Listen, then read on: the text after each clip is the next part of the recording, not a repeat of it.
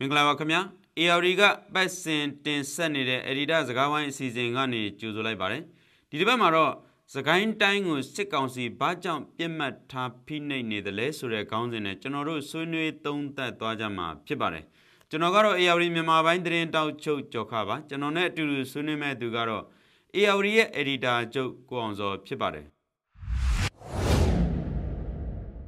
Gonzo Minglava. Minglava Gojoka. Okay, kuna pure the body. General, yeah, did bet Edita Zagawan season ma body. The Zakain dying or Diga Tavi, General Sunu Jarabo. Bajan Lesro, Zakain dying are Sitaka Anna, Tame Beaten Nama, ala, the Ene Arne, La Dine the Dinelonga, Twebido, Lamo Twebido, Ninjanzoa, the Sit Anna Demu, Lemakan Jam, Piata Kejare, Dao Sitaka Nebirola, the Lenadine in Atom. Pinate biro piakat tapiamure julongere. Eri now maro la di sakain pidureale la di yaya lena di swakan biro ana dain sitago kejara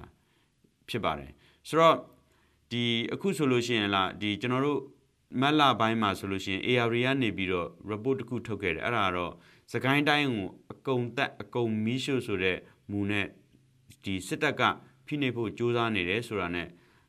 General Toka Urashiva. I know by ma Sula Epion like Tapia Muri, La di Jualonjo Misho Murio, second year, the Keve Locero, General Triare. Biogina, Pajan, Sakain Dango, Dilauti, yes, Pinepo, Losangedale, second on a Pajan Dilumio, Twiggerale one. Tane better biro, Jinson soon be one gone. Okay, Gojoka. General Milminaro lady, the guy and ya the Quemono, the guy no, General Shivo Lumino, Biro Arimin and Chinemi son did that. Meow binds the guy and now binds the guy. Did that, the Akuna by ma, the Masako, Lenakan, Donane, Lenakan, and a tight kite, a PDF query, at the child query, Susie did that, Pillar, to know, Namanicaro, the Anathemina by ma. Bamalu Muria Lenakan Mido, Taijame Hazel at any Tola Chima, Zagango, Yejizon name to Kunet Sabiro, Tamalada or Letonor Duyama Pibai. So now Chimeso in Zagania, Bajan Lesro, Taina name Pite, Gachimbi, now Chimbi, Kisam General Shia Duyana. Nabio Zagania, Nemabima, Gizon, a Chezo, Dynama Parabone, Louis Nadan Joshia General Tihara. So, a Dedarima, good General Buminaro. I second see any video, Guna Milan Senego Done, Guna Kuchaka, war crime look Piolo Yare, see Yazumulu, Satai Sutru, Chulu Nigera, General Triad. A good chainy, the guy in Daima, second see at Hare,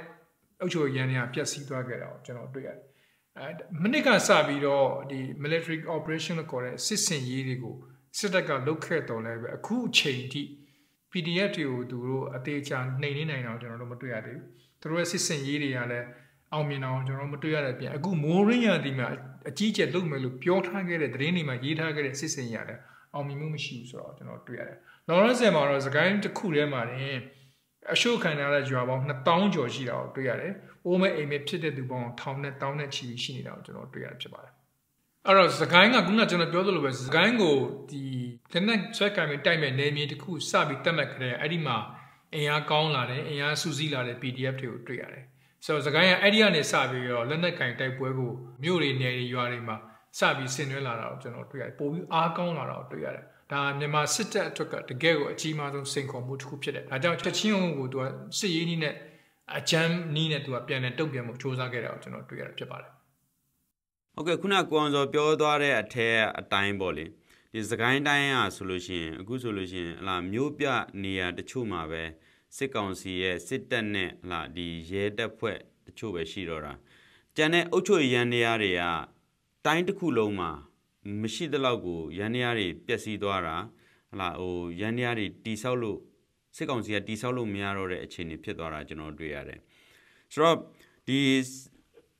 Palauti, Sakain Dangu, la yes, a pinade lesson, Uma. La o Zagai, Colin, John La, Gamblu, Deze, King U, Ye U, La Dipayin, Chang U, Minkin, Kani Yema Ben Ple, Miao Mimu, the Sare, the Munarima, Yualonjo Mishurari, လာတက်ဖြတ်တာတွေ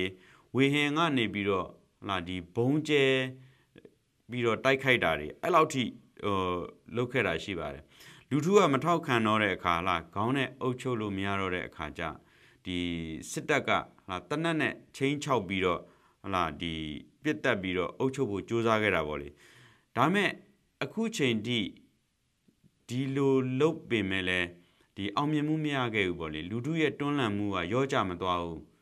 ပေါ့လေဒါဘာကြောင့်လို့များမြင်မိလဲဗျဒီအခြေအနေနဲ့ပတ်သက်ပြီးတော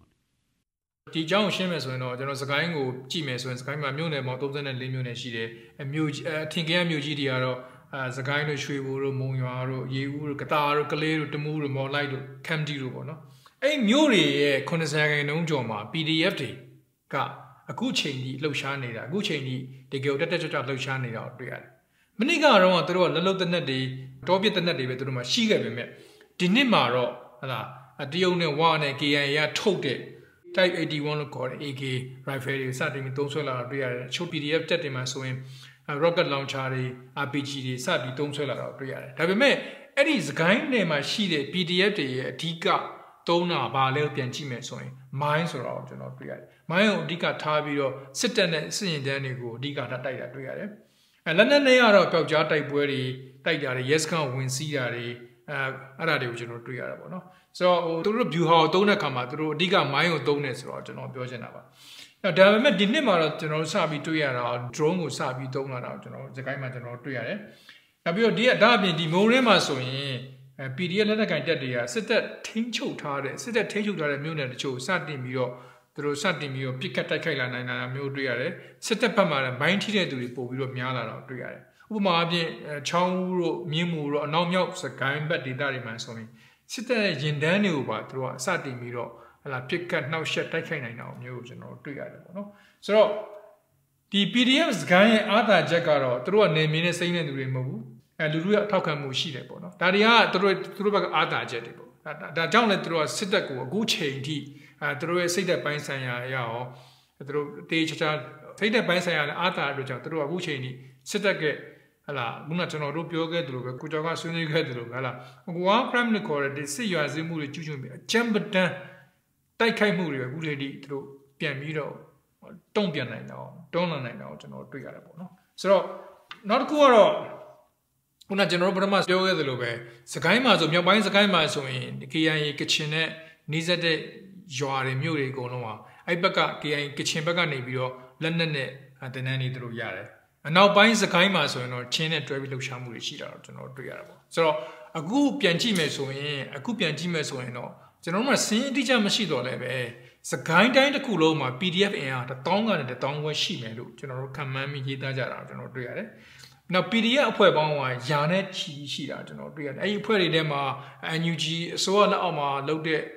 အောက်မှာလှုပ်ရှားတဲ့အဖွဲ့တွေရှိသလိုမိဘသာမိလွတ်လပ်တဲ့အဖွဲ့အစည်းတွေရှိတာလည်းတွေ့ရတယ်ဆိုတော့ဒါအပြင် PLA လို့အဖွဲ့တွေကလည်းတတိတသက်လှုပ်ရှားတာမျိုးကျွန်တော်တို့တွေ့ရတယ်ပေါ့နော်အဲ့လိုဆိုရင်တော့တချို့နယ်တွေမှာကျွန်တော်တို့နှစ်ကဆွေးနွေးခဲ့တဲ့မြို့တွေနယ်တွေမှာဆိုရင်စကိုင်းတိုင်းထဲမှာရှိတဲ့မြို့တွေနယ်တွေနဲ့မကွေးအဆက်မှာရှိတဲ့မြို့တွေနယ်တွေမှာဆိုရင်တော့အဲ့နယ်တွေမှာဆိုရင်တော့အဲ့တော့တောပစ်တနက်တွေကိုလက်လုတ်တနက်တွေပဲရှိတယ်ဒါပေမဲ့ဒီနေ့ဒီချိန်မှာတို့ကကျွန်တော်ပြောခဲ့တဲ့ AK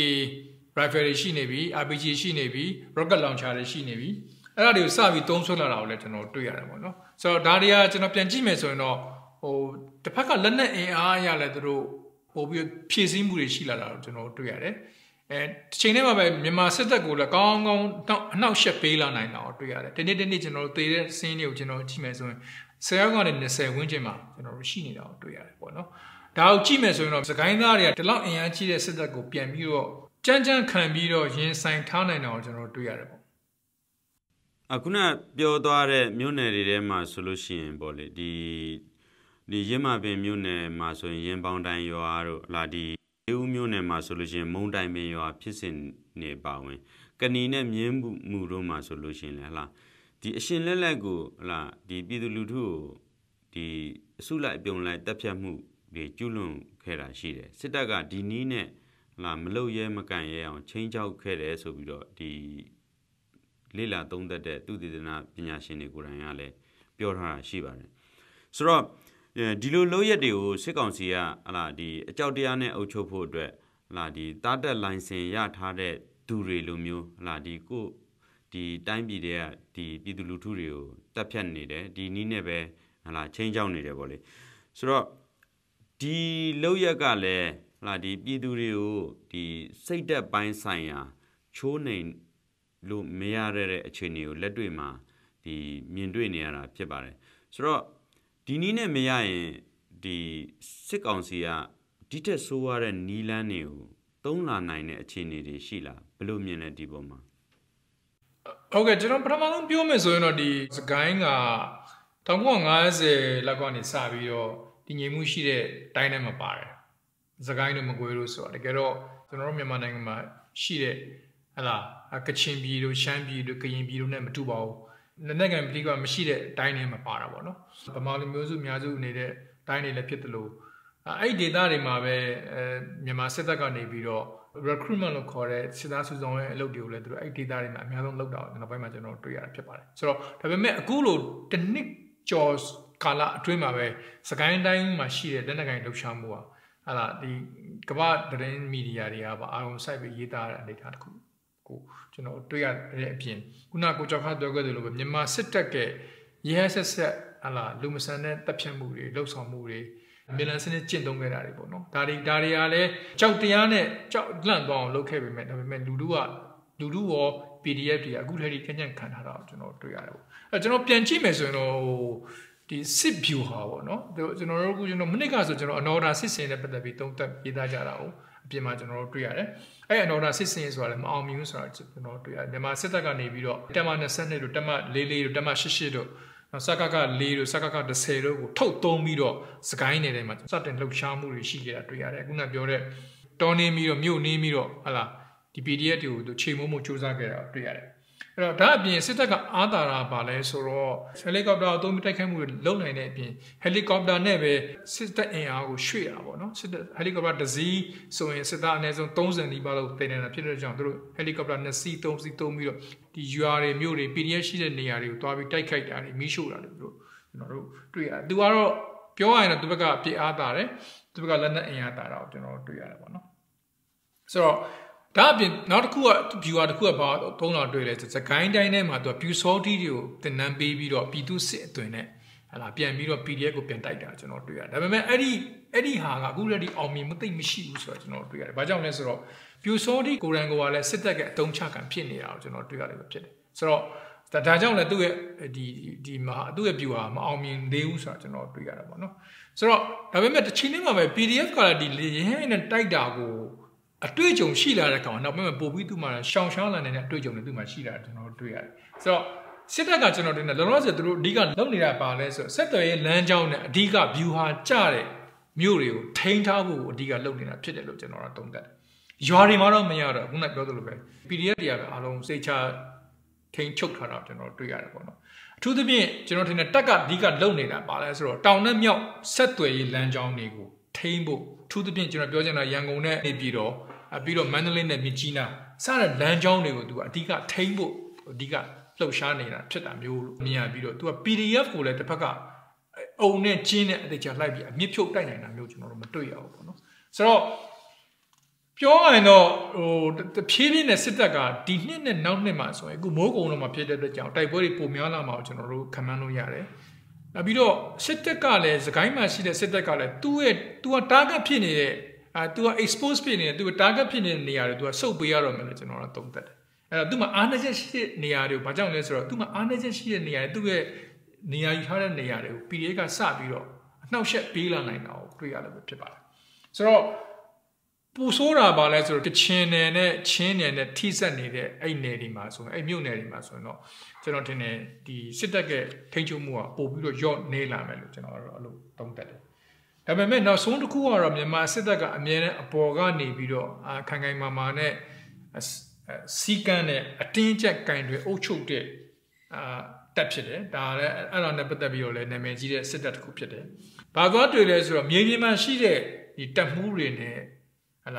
ာဒီစစ်ရုံးရဲ့ကြားမှာရှိတဲ့အချိတ်အဆက်မရှိရတယ်ကျွန်တော်တို့တွေ့ရတယ်အဲ့ဒါတို့ဘက်ကအားနည်းချက်တစ်ခုပေါ့နော်ဆိုတော့နောက်ပြီးတက်တွေကလည်းအရန်ကိုပန်းနေတာတွေ့ရတယ်ပြီးတော့ဒီချိန်ကလည်းစစ်တပ်က ဒီစစ်ကိုတိုက်နေပေမဲ့လည်းလူထုရဲ့မုံတီးမှုကိုအမြင့်မားဆုံးခံနေရတဲ့အချိန်ဖြစ်တယ်လို့သုံးသပ်လို့ရပါတယ်စစ်တပ်ရဲ့ဒီစကိုင်းတိုင်းပေါ်မှာထားတဲ့အညိုးကတော်တော်လေးကြီးမားလာတယ်ပေါ့လေအခုစကိုင်းတိုင်းနဲ့ကရွာတွေကိုလင်းနဲ့ခဏပြုတ်ဝင်ပြီးတော့လာဒီ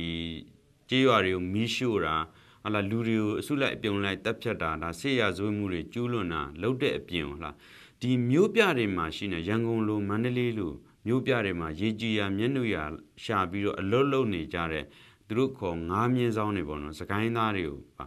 ဒီလက်မခံဖို့အလုတ်မခံဖို့ဆိုတဲ့ဖိအားတွေပေးလာတဲ့အတွက်ကြောင့်အလုတ်ယုံနေ